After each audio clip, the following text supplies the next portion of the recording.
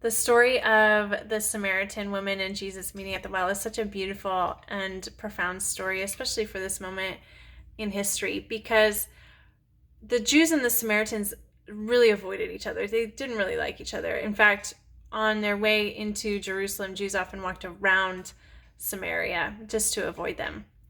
And so it's really noted that when Jesus goes through Samaria, he says beforehand, I need to go through Samaria. And so he goes and he sits at this well while his disciples go off to town to eat. And along comes this woman, and it's at noon, which is when no one really goes to the well because it's so hot.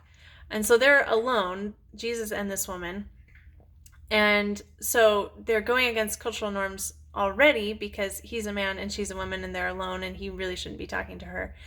And they're also going against cultural norms because he is Jewish and she is Samaritan. And yet Jesus asks her for a drink of water. And she calls him out. She's like, you shouldn't be talking to me right now. But then Jesus says, if you knew who I was, you would ask me for a drink of living water. And she's like, sir, you don't even have a bucket. I don't know what you're talking about. I love that response. And Jesus starts to explain to her who he is, and he starts to tell her who she is. He knows her pain. He knows what she has been through because she has had 5 husbands, which either means she had been divorced 5 times, and women get no say in divorce, or she had been widowed 5 times. So either way, she's experienced a great deal of pain. And Jesus sees her exactly for who she is and honors that. And he speaks to her as if she's just another human being, because that's what we're called to do, my friends. We are called to love one another exactly as we are. We are called as Christians to break down any walls or barriers that our cultures have put up that keep us from loving and caring for one another. Because what Jesus did for this woman is he honored her and recognized her, saw her as beloved. And you know what she did? She went back to her town and she told everyone about him, and the entire town started to believe in Jesus because of her testimony.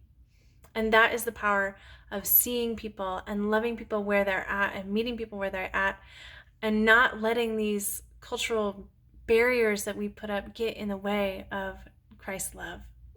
So I want to encourage you now to not let any barriers get in the way of you loving other people, especially right now when we are all in need, where a lot of people are feeling isolated. We just need a lot more love.